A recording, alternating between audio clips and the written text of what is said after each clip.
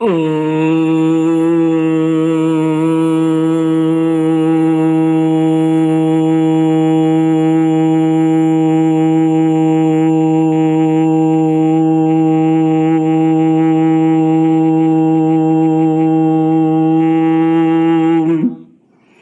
श्री गुरुचरण कमलेभ्यो नमः। श्री गणेशाय नमः। श्री सरस्वत्यै नमः। श्री विष्णवे नमः। श्री कृष्ण गोविंद हरि मुरारी।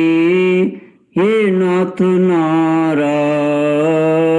वासुदेव।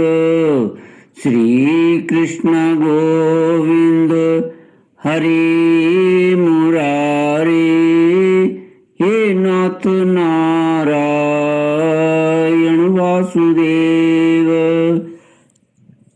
ओम नमो भगवते वासुदेवाय। ओम नमो भगवते वासुदेवाय।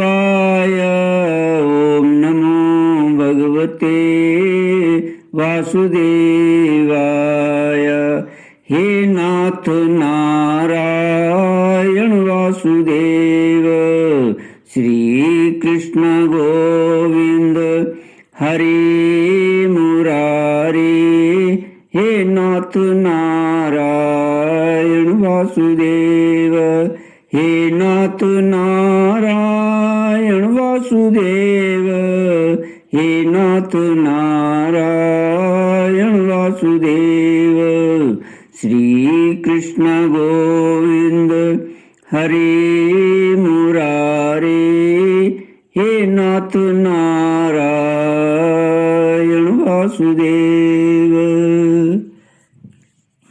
सच्चिदानंद रूपाय विश्वोत्पत्त्यादि हेतवे तापत्रय विनाशाय श्री कृष्णाय वयं नमः।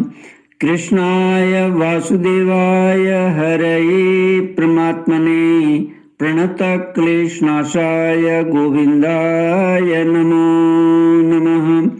कृष्णाय वासुदेवाय देवके नंदनाय च नंदगोपकुमाराय गोविन्दाय नमो नमः। सच्चिदानंद रूपाय विश्वोत्पत्त्यादि हेतवे तापत्रय विनाशाय श्री कृष्णाय वयं नमः। सच्चित आनंद स्वरूप परमात्मा जो सृष्टि के उत्पत्ति पालन और श्रृंगार करता है तथा जीवों के आध्यात्मिक आदि दैविक आदि भौतिक तापों को नष्ट करने वाले हैं, अर्थात जीवों के मानसिक शारीरिक और भौतिक दुखों को दूर करने वाले हैं, उन श्री कृष्ण भगवान को हम नमस्कार करते हैं। श्री कृष्ण गोविंद हरि मुरारी। हे नाथ नारायण वासुदेव। श्रीमद् भागवत 10वां स्कंद अथ चतुस्सप्ततितमोऽध्यायः। श्री शुक उवाच एवं युधिष्ठिरो राजा जरासन्धवधं विभो कृष्णस्य चानुभावं तं श्रुत्वा प्रीतस्तमब्रवीत्। युधिष्ठिर उवाच ये स्युस्त्रैलोक्यगुरवः सर्वे लोकमहेश्वराः वहन्ति दुर्लभं लब्ध्वा शिरसेवानुशासनम्। श्रीमद्भागवत 10वां स्कंद 74वां अध्याय भगवान की अग्र पूजा और शिशुपाल का उद्धार। श्री सुखदेव जी कहते हैं, परीक्षित, धर्मराज युधिष्ठिर जरासंध का वध और सर्वशक्तिमान भगवान श्री कृष्ण की अद्भुत महिमा सुनकर बहुत प्रसन्न हुए और उनसे बोले। धर्मराज युधिष्ठिर ने कहा, सच्चिदानंद स्वरूप श्री कृष्ण त्रिलोकी के स्वामी ब्रह्मा, शंकर आदि और इंद्र आदि लोकपाल सब आपकी आज्ञा पाने के लिए तरसते रहते हैं और यदि वह मिल जाती है तो बड़ी श्रद्धा से उसको शिरोधार्य करते हैं। अनंत हम लोग हैं तो अत्यंत दीन, परंतु मानते हैं अपने को भूपति और नरपति। ऐसी स्थिति में हैं तो हम दंड के पात्र, परंतु आप हमारी आज्ञा स्वीकार करते हैं और उसका पालन करते हैं। सर्वशक्तिमान कमल नयन भगवान के लिए यह मनुष्य लीला का अभिनय मात्र है। जैसे उदय अथवा अस्त के समय सूर्य के तेज में घटती या बढ़ती नहीं होती, वैसे ही किसी भी प्रकार के कर्मों से न तो आपका उल्लास होता है और न तो हरास ही, क्योंकि आप सजातीय, विजातीय और स्वगत भेद से रहित स्वयं पर ब्रह्म परमात्मा हैं। किसी से पराजित न होने वाले माधव, यह मैं हूँ और यह मेरा है, तथा यह तू है और यह तेरा है। इस प्रकार की विकार युक्त भेद बुद्धि तो पशुओं की होती है। जो आपके अनन्य भक्त हैं उनके चित्त में ऐसे पागलपन के विचार कभी नहीं आते, फिर आप में तो होंगे ही कहाँ से। इसलिए आप जो कुछ कर रहे हैं वह लीला ही लीला है। श्री सुखदेव जी कहते हैं, परीक्षित, इस प्रकार कहकर धर्मराज युधिष्ठिर ने भगवान श्री कृष्ण की अनुमति से यज्ञ के योग्य समय आने पर यज्ञ के कर्मों में निपुण वेदवादी ब्राह्मणों को ऋत्विज, आचार्य आदि के रूप में वर्ण किया। उनके नाम ये हैं कृष्णद्वैपायन, वेदव्यास, व्यासदेव, भरद्वाज, सुमंतु, गौतम, असित, वशिष्ठ, च्यवन, कण्व, मैत्रेय, कवश, त्रित, विश्वामित्र, वामदेव, सुमति, जैमिनी, क्रतु, पैल, पराशर, गर्ग, वैशंपायन, अथर्वा, कश्यप, धौम्य, परशुराम, शुक्राचार्य, आसुरी, भीतिहोत्र, मधुचंदा, वीरसेन और अकृत वर्ण। इनके अतिरिक्त धर्मराज ने द्रोणाचार्य, भीष्म पितामह, कृपाचार्य, धृतराष्ट्र और उनके दुर्योधन आदि पुत्रों और महामति विदुर आदि को भी बुलवाया।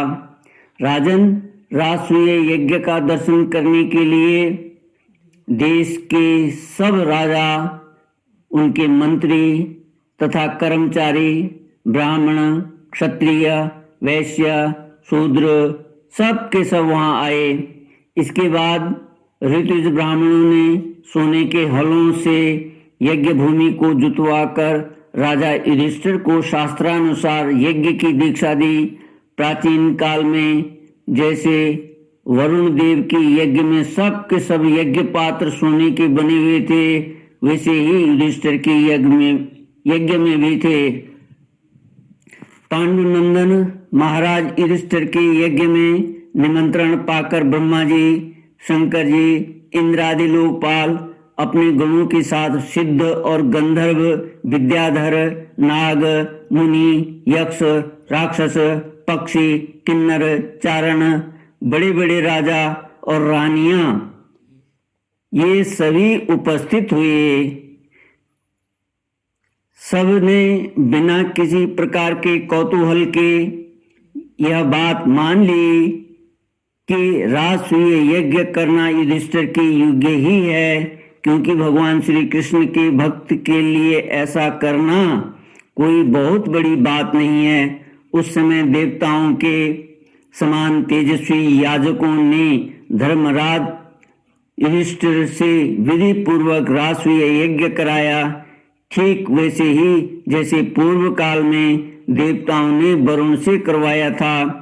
सोमलता से रस निकालने के दिन महाराज युधिष्ठिर ने अपने परम भाग्यवान याजकों और यज्ञ कर्म की भूल चूक का निरीक्षण करने वाले सत्पतियों का बड़ी सावधानी से विधि पूर्वक पूजन किया। श्री कृष्ण गोविंद हरे मुरारी, हे नाथ नारायण वासुदेव।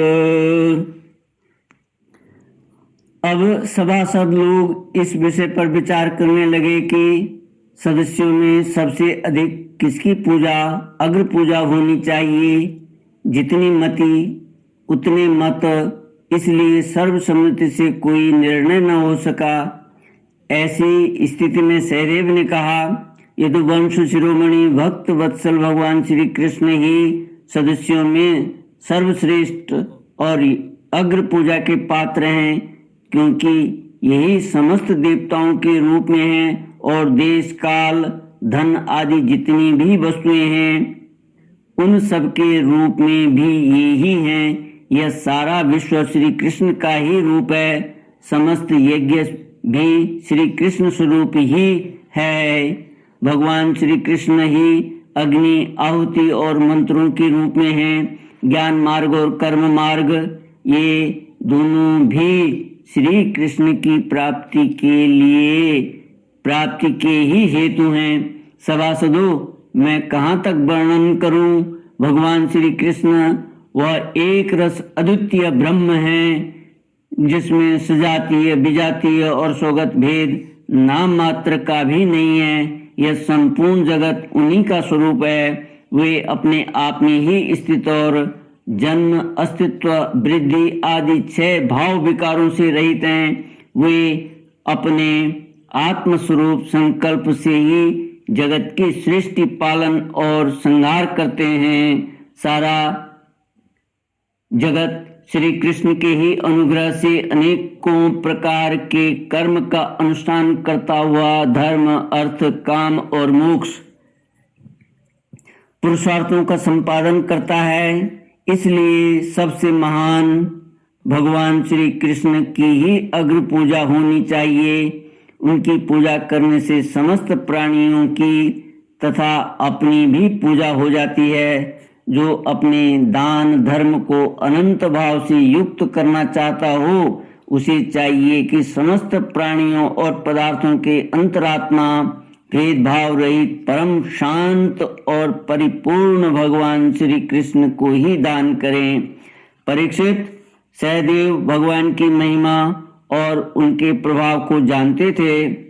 इतना कहकर वे चुप हो गए। उस समय धर्मराज युधिष्ठिर की यज्ञ सभा में जितने सत्पुरुष उपस्थित थे, सबने एक स्वर से बहुत ठीक कहकर सहदेव की बात का समर्थन किया। धर्मराज युधिष्ठिर ने ब्राह्मणों की यह आज्ञा सुनकर तथा सभासदों का अभिप्राय जानकर बड़े आनंद से प्रेमोद्रेक से विह्वल होकर भगवान श्री कृष्ण की पूजा की। अपनी पत्नी भाई पत्नी और कुटुंबियों के साथ धर्मराज युधिष्ठिर ने बड़े प्रेम और आनंद से भगवान के पांव पखारे तथा उनके चरण कमलों का लोक पावन जल अपने सिर पर धारण किया। उन्होंने भगवान को पीले पीले रेशमी वस्त्र और बहुमूल्य आभूषण समर्पित किए। उस समय उनके नेत्र प्रेम और आनंद के आंसुओं से इस प्रकार भर गए कि वे भगवान को भली भांति देख भी नहीं सकते थे। यज्ञ सभा में उपस्थित सभी लोग भगवान श्री कृष्ण को इस प्रकार पूजित सत्कृत देख कर हाथ जोड़े हुए नमो नमः जय जय इस प्रकार के नारे लगाकर उन्हें नमस्कार करने लगे। उस समय आकाश से स्वयं ही पुष्पों की वर्षा होने लगी। श्री कृष्ण गोविंद हरे मुरारी, हे नाथ नारायण वासुदेव।